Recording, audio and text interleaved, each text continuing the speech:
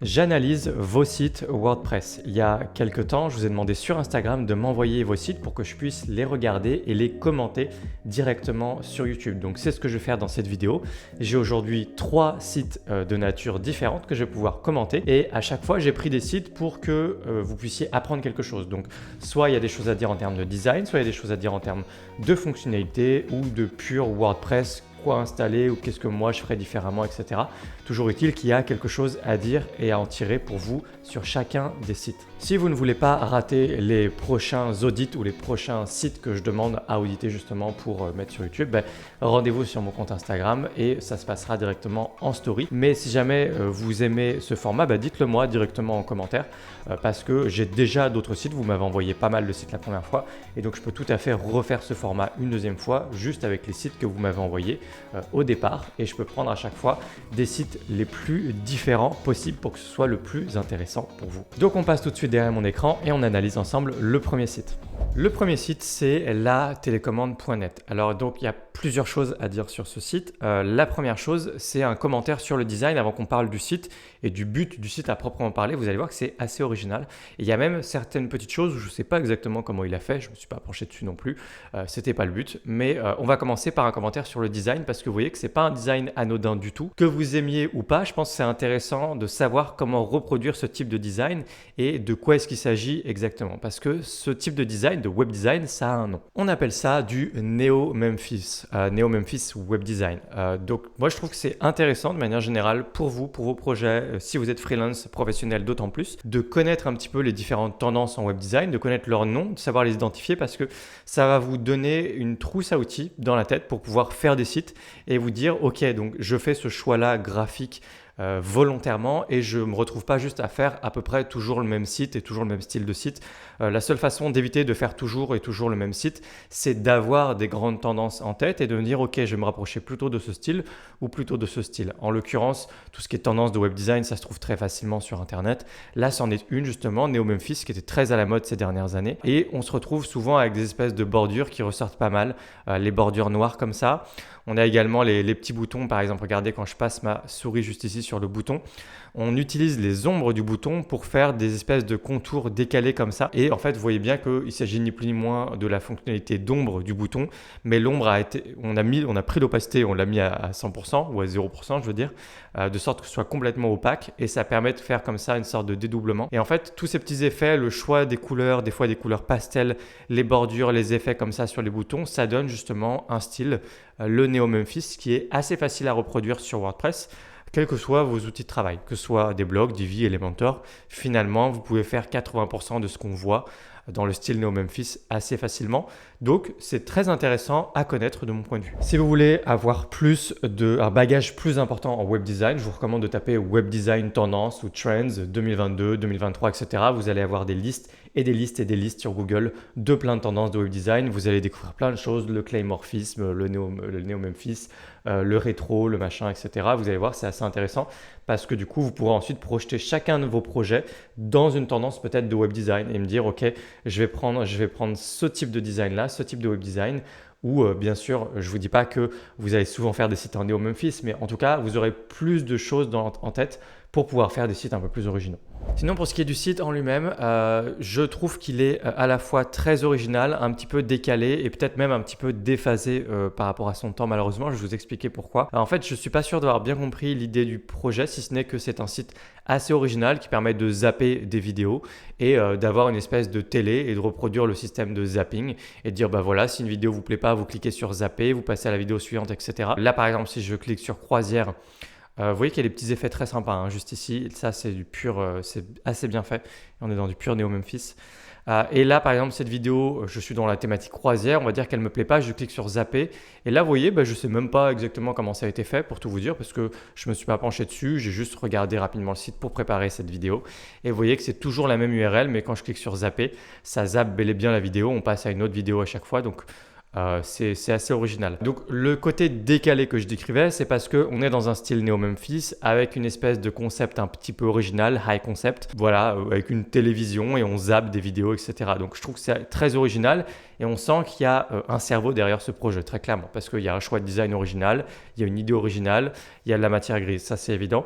Maintenant, ça c'est pour le côté décalé, mais le côté déphasé, c'est que, à mon sens, un type de projet comme ça ne peut de toute façon pas vraiment fonctionner à l'ère des réseaux sociaux et en particulier de YouTube. Ça me fait beaucoup penser à un projet, celui de Hugo Décrypte, qui avait essayé de lancer un site web avec des reportages, documentaires, etc. rangés par catégorie. Je pense qu'il y avait un petit abonnement également. Et Hugo Décrypte, bon, même si c'était un projet payant, je pense pour les gens, encore je suis même pas sûr, je me rappelle pas très bien. Hugo Décrypte, malgré avoir une audience de millions et de millions de personnes qui le suivent sur Internet, son projet n'a pas fonctionné et il l'a abandonné. Alors, c'est une toute autre échelle, mais c'est pour vous dire à quel point même un projet comme la télécommande.net est pour moi juste un projet high concept qui a sa place peut-être dans un portfolio pour quelqu'un qui veut montrer qu'il sait faire des choses, mais pas vraiment pour un projet qui peut être monétisé, qui est monétisable et qui peut vraiment réellement avoir du trafic et avoir une rétention avec des gens qui viennent régulièrement sur le site, etc. Ça n'a pas trop de sens puisqu'on a des algorithmes absolument béton qui fonctionnent très très bien. On va sur YouTube, on a un algo de recommandation, on a un choix infini et il n'y a pas de système de zapping. D'ailleurs, on zappe aussi quand on est sur YouTube. Mais tout ce que je veux dire, c'est que je pense que l'idée derrière la télécommande.net, bien que très originale, soit parfaitement obsolète à mon sens. Mais encore une fois, le site est original, les choix de design sont originaux et il y a un concept original. Donc, je trouve que c'est assez intéressant peut-être dans un portfolio. Maintenant, le design, on aime ou on n'aime pas. Je pense que c'est un petit peu simple, mais en même temps, je trouve que c'est quand même assez bien fait. Voilà. Tout n'est pas parfait en termes de design, mais je ne vais pas rentrer trop dans les détails. Je ne vais pas commenter la hiérarchie visuelle, les éléments, etc. Là, par exemple, il n'y a pas du tout assez d'éléments au niveau du menu par rapport à juste accueil, tous les sujets de nourriture. Alors que quand on va dans accueil, on voit bien qu'il y a d'autres thématiques, croisière, street food, etc. Il faudrait faire apparaître plus de choses et mieux construire un menu et l'écrire plus gros, le menu, parce que c'est écrit beaucoup trop petit par rapport à la télé. Et puis, il y a plein de petits éléments comme ça, mais je ne m'attarde pas dessus et je passe directement au site suivant. Le site suivant, c'est Douceur dans l'air. Donc ici, on est sur quelqu'un qui a une expertise en formulation cosmétique, sans doute son travail vraiment, formulatrice cosmétique. Je ne sais pas si c'est quelqu'un qui fait ça en tant qu'indépendant ou si c'est un job. Mais il y a plusieurs petites choses à dire sur son site, je trouvais assez intéressant. Alors déjà, je pense qu'on l'a tous remarqué, probablement que pour la plupart d'entre vous, vous l'avez remarqué. Évidemment, ça, il ne faut pas laisser un espace blanc comme ça. Donc moi, je serais tenté de dire on enlève tout de suite ça, mais plus généralement, je vais tout de suite aller sur le fond en fait, de couleur juste dessous qui me dérange un petit peu. Et on va tout de suite amener en fait, le sujet de la lisibilité et du contraste parce qu'ici, on a un petit problème pour vraiment lire ce qu'on voit. C'est quelque chose auquel vous devez faire attention de manière générale, le contraste et la lisibilité. Donc tout ce que vous faites sur un site internet, en gros, c'est l'idée de dire ne mettez pas des choses en noir sur fond noir, en blanc sur fond blanc, en rouge sur fond rouge. C'est ça l'idée derrière la lisibilité et le contraste, surtout sur la question du contraste en particulier. Donc ça veut dire quoi? Ça veut dire qu'ici, évidemment, j'ai du mal à lire le beige sur un fond gris, palo qui vient un peu vers le beige très légèrement, mais c'est pas que c'est illisible, mais c'est difficile à lire. Et vous devez absolument penser à viser le plus grand dénominateur commun des gens qui vont venir visiter votre site. Problème de vue, pas problème de vue, c'est pas la question. Je veux dire, moi, j'ai pas de problème de vue du tout. Je trouve que c'est fatigant à lire parce qu'il y a un problème de contraste. Donc, faites des choix les plus simples possibles pour être absolument accessible. Et évitez d'aller dans des choses trop arty, bizarres ou en tout cas, faites attention au contraste, quoi. Donc, en l'occurrence ici, je pense que tu t'es pris la tête sur le fond de couleur et tu peux parfaitement l'enlever. Je pense que ça fonctionne beaucoup, beaucoup mieux. C'est beaucoup plus classe. Parce que tu essaies d'avoir quelque chose de classe par le masque que tu as choisi sur toi ici, la petite écriture là, signature un petit peu, la manière dont c'est écrit les choses, ton site, je pense que tu as voulu faire quelque chose d'un peu classe. Donc moi, je te propose de faire la chose suivante, tu vires complètement ce fond gris et je vais vous montrer justement une petite astuce, ça fera partie des petites astuces que je vous montre dans cette vidéo. Utilisez la console Google Chrome, je vais vous faire la démonstration tout de suite que c'est beaucoup mieux sur fond blanc. Pour ça, je fais un clic droit. Je vais sur Inspecter. Donc là, je suis dans le navigateur Google Chrome. Et le navigateur Google Chrome vous permet souvent de faire des modifications en termes de design. Vous pouvez modifier des textes, des couleurs, etc. Évidemment, ce n'est pas pour de vrai, c'est pour de faux. Mais ça vous permet de faire des tests là en temps réel. Donc par exemple, ici, je pourrais essayer de retrouver où est-ce qu'il y a décrit quelque chose et changer carrément ce qui est écrit pour qu'on voit en direct ensemble. Et ici, je peux également enlever la couleur de fond. Est-ce que j'ai bien sélectionné? Toc. Et ensuite, on a là, je suis remonté un peu trop. Voilà, juste ici, background color. Là, j'ai le background color. On reconnaît justement l'espèce de gris. Et puis, je vais le décocher. Et en le décochant juste comme ça, alors je peux également fermer la console tant que je ne rafraîchis pas la page, ça va rester sur fond blanc et vous voyez que c'est tout de suite beaucoup mieux. Alors, je vais vous montrer l'exemple avant-après. Ça, c'est son site normal. On a le fond gris et ça, c'est sans le fond gris. Voilà, toc. Et on a une meilleure lisibilité dès qu'on enlève le fond gris en fait. Et même le masque sur toi ressort beaucoup mieux dès qu'on enlève le fond gris. En fait, c'est juste beaucoup mieux dès qu'on enlève le fond gris. Voilà, donc je te propose de l'enlever tout simplement. Je reviens sur ton fond gris. Donc, premier sujet, la lisibilité, le contraste, faites attention, c'est difficile à lire et puis ça ressort mieux. De toute façon, c'est plus classe sur fond blanc ici. La petite console Chrome, n'hésitez pas à apprendre à vous en servir, ça peut permettre pas mal de choses assez intéressantes. Petit commentaire également sur l'iconographie de manière générale. L'iconographie, c'est quelque chose qui doit avoir du sens, c'est vecteur de sens. Donc quand vous utilisez des icônes, essayez d'utiliser des icônes pour vous dire qu'est-ce que je produis comme effet sur le visiteur et quel sens ça envoie, quelle signification ça a. Donc ici, je vois que tu mets une icône, tu mets un petit point d'exclamation. Malheureusement, ce n'est pas vecteur de sens pour moi et c'est une mauvaise utilisation à mon sens de l'iconographie ici parce que en l'occurrence, ton bouton, c'est un bouton qui nous sort complètement du site. C'est quand même assez rare d'arriver sur un site en page d'accueil et que le seul appel à l'action qu'on ait, le gros bouton quand on arrive, c'est un site qui nous sort directement du site. Ça nous envoie sur ton compte Instagram. Donc, je ne suis pas sûr que ce soit une bonne idée de faire ça, mais ça peut avoir du sens éventuellement. On va en parler juste après en fonction de l'objectif du site.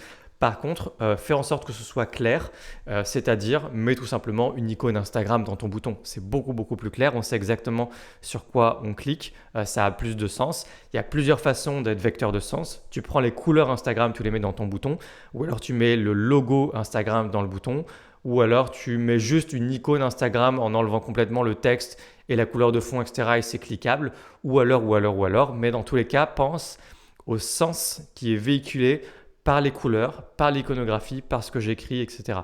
On ne fait jamais les choses pour rien ou juste pour faire joli. On fait très attention à tout ce qui est juste pour faire joli.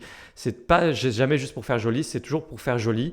Mais entre parenthèses ou petit astérix, ça sert en fait à autre chose à la base et ça sert à quelque chose qui a du sens pour le visiteur, pour l'emmener là où on veut l'emmener. Ensuite, si on parle d'appel à l'action, puisque je viens de l'évoquer, tout ce qu'on appelle les appels à l'action, c'est les boutons ou l'objectif principal du site. Un appel à l'action, c'est vulgairement un bouton. Souvent, là par exemple, l'appel à l'action, c'est suivre mes aventures. Donc, tu veux emmener les gens sur Instagram. Donc, de manière générale, réfléchissez bien au but de votre site. Tout site internet n'a normalement qu'un seul et unique but, un seul et unique objectif et tout doit découler de cet objectif. C'est ensuite une espèce de toboggan glissant ou une ramification tentaculaire de plein de choses qui amènent vers ce seul et unique objectif. Quand tu as un site e-commerce, ton seul et unique objectif, c'est de faire des ventes. Mais ensuite, tu peux avoir des étapes intermédiaires et tu peux vouloir collecter des emails, faire ce genre de choses. Là, en l'occurrence, ton site, j'imagine que son seul et unique objectif, c'est d'amener les gens sur Instagram. Ça pourrait sembler bizarre et c'est vrai que j'attire l'attention des gens sur le fait que si jamais vous avez par exemple un petit business sur Instagram et que vous avez un site internet, ça n'aurait pas de sens de mettre comme appel à l'action et objectif principal de votre site d'amener les gens sur Instagram. Parce que 100% ou 99% des gens qui viennent sur votre site viennent d'Instagram. Donc faites très attention à ce genre de piège où vous êtes dans une boucle fermée qui n'a aucun sens. En l'occurrence ici, je pense que c'est pas si simple que ça parce que cette personne-là essaye de faire du SEO. Il y a un blog et donc il y a volonté de générer du trafic sur ce site et donc peut-être de rediriger ce trafic ensuite vers Instagram. Ce serait à ça que servirait par exemple le site. Par exemple, si ce n'est pas autre chose. Donc je ne remets pas en question l'objectif du site, je dis juste si jamais l'objectif c'est ça, dans ce cas, nanani nanana. Donc dans ce cas par exemple, ce serait mieux peut-être d'aller au niveau du blog ici et à la fin de chacun des articles de blog, pourquoi pas mettre justement cet appel à l'action. Là on voit qu'on a un blog qui amène éventuellement à la fin à voilà, des hashtags pour parcourir plus de contenu sur mon site ou voilà d'autres articles de blog. Je pense que ce serait quand même assez malin de mettre un appel à l'action vers ton compte Instagram à la fin de chaque article de blog. Voire même sur les côtés, utiliser la sidebar avec un petit élément sticky pour dire me rejoindre sur Instagram. Si c'est vraiment Instagram l'objectif de ton site et que tu génères du trafic dans le but de faire grossir ton compte et ton activité sur Instagram, réfléchir à la sidebar, réfléchir à la fin des articles de blog et réfléchir également dans le footer. Là, on a Instagram, donc c'est OK. Par contre, ça ne ressort pas assez. Utilise les couleurs Instagram ici. Si vraiment Instagram, c'est important pour toi, fais-le ressortir vraiment. Et puis, je comprends dans ce cas pourquoi et également tu mettrais Instagram en avant ici. Pourquoi pas. Dans tous les cas, peut-être aussi de manière générale, repenser un peu ton SEO et l'améliorer, avoir une meilleure structure pour ton site. Ce serait intéressant de faire les choses de manière plus détaillée. Alors déjà là au niveau du menu, pas juste à propos blog contact, mais prendre les différentes catégories sur ton site et les mettre en avant au niveau de ton menu. C'est vraiment les bases du SEO là, que je vous invite à faire. Je m'adresse à tout le monde de manière générale, mais jamais un menu aussi simple. Mettez plus de choses si vous voulez vraiment faire du référencement. Donc mettez les différentes catégories en avant et de manière générale, les titres sur votre site, ne mettez pas juste des titres qui sont trop personnels parce que ça ne parle pas à Google du tout. Ça peut parler un peu à vos visiteurs, mais ça vous pénalise énormément pour mieux référencer votre site. Donc là, si vous mettez mon point de vue, ça c'est un H2. Je l'ai regardé juste avant, je peux le faire avec vous. Clic droit, inspecter. Je vois que c'est un H2, donc le H2 c'est un sous-titre et ça c'est assez important en fait ce que vous écrivez là-dedans pour votre SEO. Donc là en l'occurrence c'est pas mon point de vue, ici ça amène à ton blog. Donc tu devrais dire mon blog cosmétique nanana en fonction de ce que tu vises, le type de mots-clés, de requêtes que tu vises.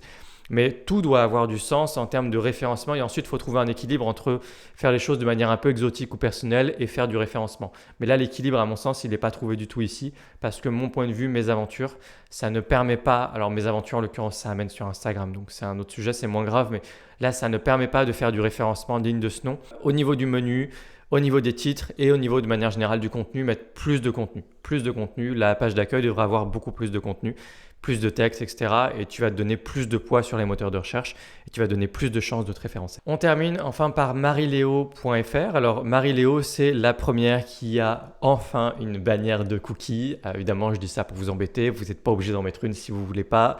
C'est vous que ça regarde. Mais toujours est-il que si jamais je peux vous recommander une bannière de cookies, là, elle n'apparaît pas parce que j'étais déjà sur le site et j'ai cliqué sur oui sans y penser. Mais du coup, il y avait bel et bien une bannière de cookies ici.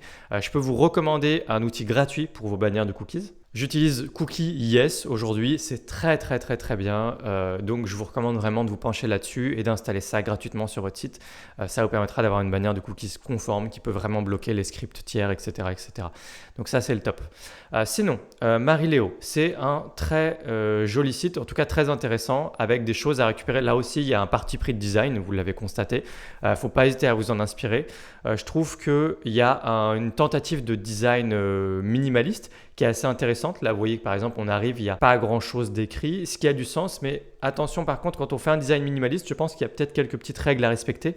Design minimaliste veut dire que vous prenez en général certains éléments de design et vous les rendez monolithiques, très présents, des gros trucs sur votre page. Donc si vous arrivez et qu'il y a juste quelque chose d'écrit sur votre page et que c'est votre parti pris de dire on arrive sur mon site, il y a juste quelque chose d'écrit sur un fond dégradé ou unicolore ou autre, écrivez gros. Il faut que ça se voit et il faut que ça prenne de la place parce que avoir des espaces vides, blancs, etc., ça fait partie des fondamentaux en web design. C'est très intéressant pour faire des designs jolis, épurés, qui fonctionnent. Mais là, en l'occurrence, dans cet exemple, il y a un peu trop d'espace, c'est un peu trop vide. Il faut juste occuper un peu plus l'espace. Donc, le même parti pris, c'est OK, mais prends plus d'espace dans ton site.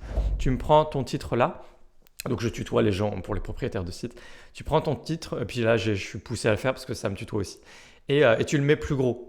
Donc là, l'agence web qui prend soin de ton site internet, je veux qu'il soit écrit peut-être au moins de cette taille-là. J'aurais aussi pu faire un test là avec le clic droit et la console Google Chrome pour faire grossir le titre, etc. Parce que j'aurais pu faire la même chose que ce que j'ai fait en enlevant le fond de couleur avant, etc. Mais là, elle a mis une extension. Voilà, et là ça écrit Nope. En vrai, je trouve que c'est dommage d'installer ce genre d'extension, ce genre de fonctionnalité. Je ne comprends pas très bien en fait qu'est-ce que vous avez à y gagner à faire ça. Ça donne l'impression que c'est des mesures de sécurité, mais en vrai c'est juste dommage. Voilà. En tout cas là, ça m'empêche de faire des petits éléments d'audit. Évidemment, la personne ne fait pas auditer son site tous les 4 matins, j'en ai bien conscience. En tout cas, donc voilà pour un petit commentaire sur l'aspect minimaliste. Vous pouvez faire des choses minimalistes avec peu d'éléments, mais faites attention à l'espace que ça occupe. Là, par exemple, c'est trop petit. Donc, écris plus gros le titre, peut-être le bouton un peu plus gros, à voir comment ça rend. Là, c'est pareil, c'est trop vide. Donc, je suis assez fan de ce petit élément de design qui fonctionne très bien avec la personnalité du site. Mais peut-être qu'il faut éviter la redondance comme ça ici 4 fois. Je pense que soit c'est trop, soit il y a un problème de taille des éléments, mais je pense que c'est juste que c'est 4 fois le même petit élément et là je pense que ça fonctionne pas très bien. Vraiment il y a des choix que j'adore sur ce site, je pense que c'est le site que je préfère des 3 que je vous montre aujourd'hui. Là aussi vous voyez que là le fond avec les carreaux et tout, il y a des choix qui sont vraiment très intéressants et on voit qu'il y a un vrai parti pris de ne pas s'adresser à, je sais pas, Jean-Martin qui sort d'école de commerce et qui veut envoyer des fusées sur la Lune comme Elon Musk, etc. Enfin, vous voyez ce que je veux dire? Il y a un parti pris de dire je m'adresse à un certain avatar. Regardez comment c'est écrit. Je prends soin de ton site internet. Affirme ta personnalité. Il y a du tutoiement. Montre qui tu es. Attire tes clients rêvés.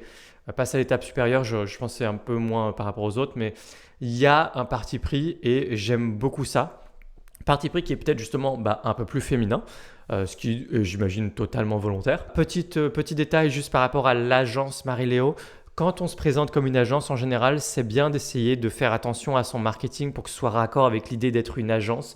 Parce que quand on dit je suis une agence et qu'ensuite on a la photo d'une seule unique personne qui est clairement une photo prise avec un téléphone rapidement chez soi avec le coussin, le petit mur blanc derrière, etc. En fait, c'est juste que ça ne fait pas très agence. Donc moi, ce que je recommande, c'est juste de faire quelque chose de complètement raccord. En l'occurrence, je pense que le terme d'agence ici, pour le type d'avatar client, les parties pris du site, etc., c'est pas nécessaire. Tu n'étais pas du tout obligé, je pense, de parler d'une agence. Je pense que ça marchait super bien si tu mettais en avant juste ta personnalité de créatrice pour le type de client auquel tu t'adresses. Je pense que ça marche peut-être encore mieux. Mais si jamais tu tiens à garder ta personnalité d'agence, je pense que c'est bien de faire peut-être des photos avec un photographe professionnel et peut-être essayer de montrer à un moment des bureaux. Enfin, je ne sais pas si tu voyez ce que je veux dire, mais l'idée d'agence, on a envie de voir ensuite plusieurs visages. On a envie de voir des bureaux, on a envie de voir quelque chose qui fait un peu pro. En gros, quelque chose qui fait un peu plus ennuyeux. Je suis d'accord, j'invite la personne à faire quelque chose de plus ennuyeux, plus corporate, mais plus agence, quoi. Mais ça n'empêche qu'on peut faire une agence avec sa personnalité et matcher ça avec quelque chose qui fait quand même un petit peu plus pro, je pense.